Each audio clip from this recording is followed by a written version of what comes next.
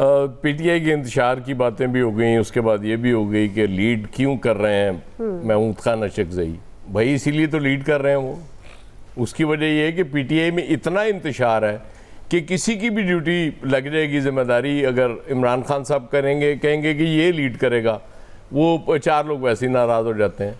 तो जब इमरान खान ने कहा था मैं खुद लीड करूंगा, तो मुझे लगता है ये फैसला भी इमरान खान का है कि वो महमूद खान अशरकज़ई को इसकी क़यादत दे दी जाए ताकि कोई मोमेंटम बन जाए, कोई माहौल बन जाए। जहाँ तक रही बात कि जी रिहाई की बात नहीं होगी, इसमें आइन के तहफ़्फ़ुज़ की बात होगी। इस मुल्क में आइन का तहफ़्फ़ुज़ हो गया तो शायद इमरान खान को जेल में रहने की ज़रूरत ही ना पड़े।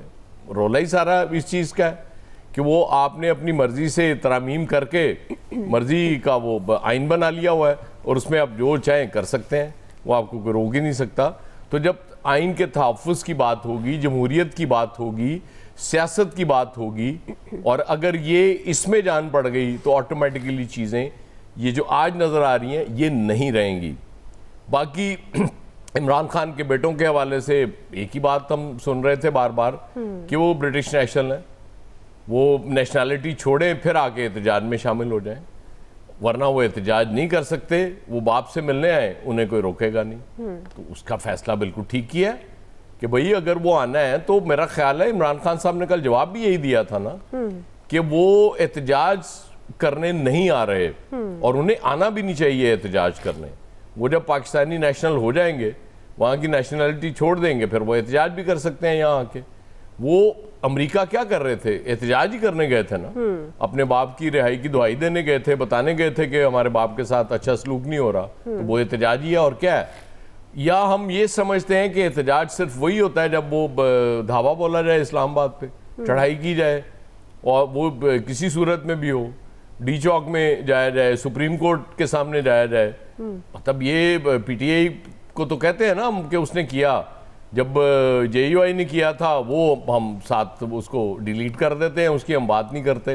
ये जब महंगाई ख़त्म करने के लिए मार्च शुरू किया था ये 2 बड़ी जमातों ने, और उसके बाद जेयूआई भी उनके साथ थी, तो ये कहाँ गए थे? कहाँ से शुरू होके? इस्लामाबाद ही गए थे ना। अल्टीमेट वो डेस्टिनेशन तो इस्लामाबाद ही होती है जहाँ फेडरल गवर्नमेंट बैठी हुई है। बिल्कुल वहीं आपने जाके कहना होता ना कि जी ठीक करें। लेकिन बहरहाल मोमेंटम बनने में टाइम लगता है। और जहां तक नवीद साहब कह रहे हैं कि इकोनॉमी स्टेबल हो गई है, नवीद साहब इकोनॉमी भले स्टेबल हो गई हो, गरीब आदमी उसी तरह मर रहा है और ये महंगाई उसी रफ्तार से बढ़ती जा रही है फिर एक दफा। और महंगाई के जो हालात हैं उनमें कोई फर्क नहीं पड़ा।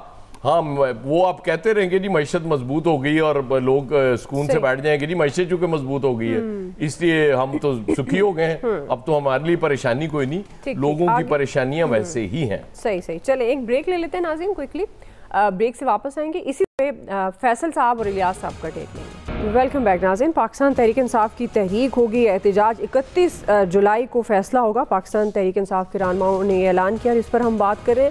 फैसल साहब, क़यादत से बानी पीटीआई क्यों पीछे हटे? कोई मजबूरी है, स्ट्रेटजी है? महमूद खान अशरकज़ई जिस तरह से अयाज साहब भी कह रहे हैं कि ये फैसला भी बानी पीटीआई ने किया है, तो ये एक स्ट्रेटजी के तहत किया जा रहा है?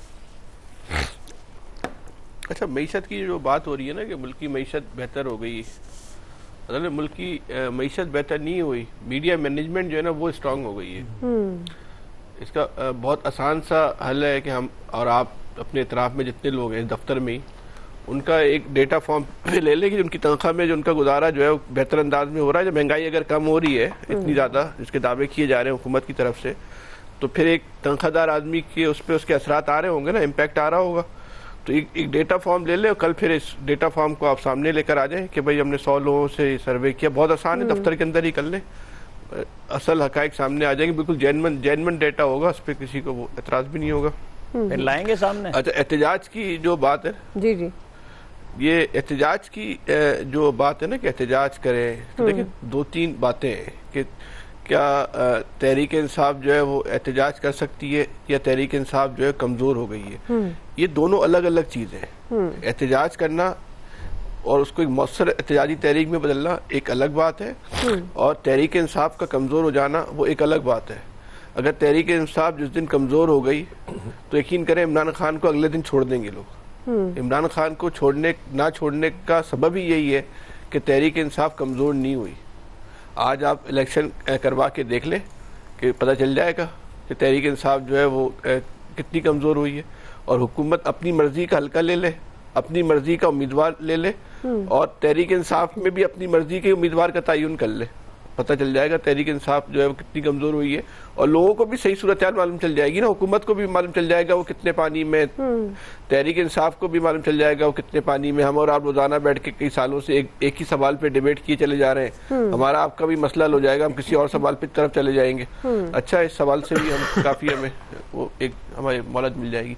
बहरहाल ये अगर हम इन्हें कामयाबी का और ताकत का मेयार ये रखा हुआ है कि किसी ग्रोह के अंदर इंतशार फैलाने की कितनी सलाहियत है, तो इस लिहाज से वाकई अगर ये मेयार है इस मुल्क के अंदर किसी की ताकत को नापने का और जांचने का, तो फिर वाकई तहरीक इंसाफ जो है वो पाकिस्तान की जो है वो एक कमज़ोर पार्टी है।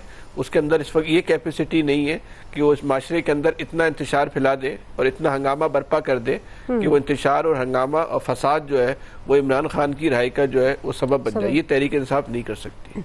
हाँ, तहरीक इंसाफ के पास आज भी जो है वोट की ताकत है और कल से शायद ज़्यादा हो गई है। 8 फरवरी जो था इस पाकिस्तान के अंदर, वो पाकिस्तान की तारीख का सबसे बड़ा इंकलाब था, सबसे बड़ा इंकलाब था। जो 8 फरवरी को जो कुछ हुआ है उसके बाद किसी की ताकत को नापने की जरूरत नहीं थी। हाँ, ये अलग बात है कि जो रद्द इंकलाब की कुव्वतें थी वो इंकलाब पे जो है वो हावी हो गई, वो इंकलाब जो है वो बहुत पीछे चला गया, लेकिन वो उससे बड़ा इंकलाब कोई नहीं है। बहरहाल हमारे यहाँ जो ताकत को नापने के मेयारात क्योंकि अलग हैं, इसलिए हमें लगता है कि तहरीक इंसाफ वाकई जो है वो कमज़ोर हो गई है। अब आपने जब क्योंकि उसकी जितनी लीडरशिप बाहर है वो कंप्रोमाइज, अच्छा ये हमें आपको पता है तो इमरान खान को नहीं पता होगी बात, जो इतना बड़ी पार्टी का सिस्टम चला रहे हैं इतनी मुस्तकिल मिजाजी के साथ, जेल उनको नहीं पता होगा कि कौन सा आदमी जो है किस सिस्टम के अंदर जो है वो चल रहा है। तो इमरान खान ने ये बहुत अच्छा पत्ता खेला है कि किसी और के को जो है ना उसमें अपनी बॉल डाल दी है, उसके साथ कोशिश करेंगे कि उनके नतीजे हासिल कर सके, लेकिन रिजल्ट आएगा या नहीं आएगा ये सवाल नहीं है। सवाल ये है कि पाकिस्तान में सियासत हो रही है या नहीं हो रही। हाँ, नहीं, पाकिस्तान में सियासत नहीं हो रही। ये अभी थोड़ी देर पहले खोकर साहब की प्रेस कॉन्फ्रेंस देख लें। ठीक जी, इलियास साहब, ये एक अब नया उन्होंने किया क्योंकि उन्होंने अपनी पार्टी की जानिब से जो कारकुनों का एहतजाज और पार्टी के अंदर इंतशार देख लिया। अब इस सूरत हाल को जो कंट्रोल करना, जो देखना, इसको चलाना, क्योंकि पार्टी में जिसको अगर क़यादत सौंपी जाती तो दूसरे आगे उसके एक एंटी ग्रुप आ जाता है पार्टी के अंदर से ही। तो इस सूरत हाल में क्योंकि पार्टी में जो एहतजाज करना था तो वो तो इन्होंने महदूद कर दिया था कि गली कोने की नुक्कड़ पर जाके सिर्फ हर महल्ले की सतह पर एहतजाज वगैरह कर रहे थे 5 अगस्त को। लेकिन अब जो सूरत हाल है कि कल जो फैसला होगा, अब सारी अपोजिशन जमातों को कर लिया, पार्टी की जो उधर अपोजिशन की क़यादत भी अचकज़ई साहब को दे दी है, ताकि वो एहतजाज जो किया जाए वो एक मौसर तरीके से उसका ना एक पैगाम पहुँचाना चाहते हैं। अगरचे वो कह रहे हैं कि नहीं उनकी रिहाई का नहीं कर रहे, लेकिन एक ये है कि अपोजिशन को मुत्तहिद करके उसको एक प्लेटफॉर्म पर ला के उसको आगे से अपनी आवाज़ मौसर तरीके से पहुंचाने की कोशिश है, जो कि बड़ी देर से थी कि तमाम अपोजिशन जमातें इकट्ठी हों। तो बहरहाल वो एक है कि उनकी रिहाई तो अलहदा की बात है बानी PTI की, कि उनको पता है कि रिहाई अब जो है कि उसके लिए इतनी स्ट्रगल कर ली, एहतजाज करके देख लिए, क्योंकि उनको अब पता है कि कानूनी रास्ते के अलावा कोई रास्ता नहीं है कि जी कि उनकी रिहाई हो सके। बेटों की आमद के हवाले से था कि एक आवाज़ उठाई गई कि जी वो आ रहे हैं और उससे कोई प्रेशर था, बाहर से लोग ला के देख ले। लेकिन अब ये देखें, अब ये है कि तमाम अपोजिशन जमातों को बुलाते हैं, इसका अब क्या लाहे अमल आता है कि क्या इसको किस तरीके से वो लीड करते हैं आइंदा फ्यूचर में, इसको क्या इसकी कॉल देते हैं, क्या किस तरह मुल्क गिर चलाते हैं। अगरचे जो पार्टी की जो स्ट्रेंथ जो कहते हैं कि जो स्ट्रीट पावर है वो सिर्फ PTI के हाथ में है, उनको पता कि स्ट्रीट पावर है, बाकी दूसरी सियासी जमातों के पास इतनी स्ट्रेंथ नहीं है।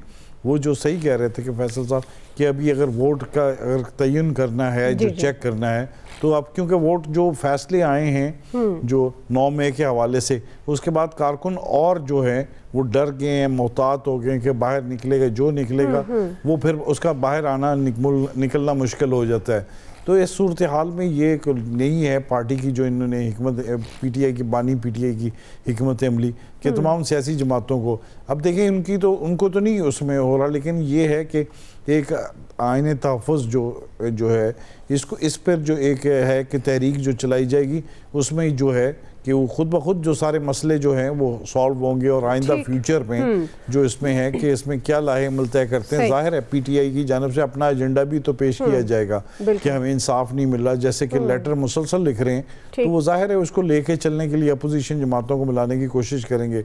अब ये देखेंगे ये कि लाहे अमल क्या तय करते हैं कि इनकी बात मानते हैं कि नहीं अपोजिशन वाले।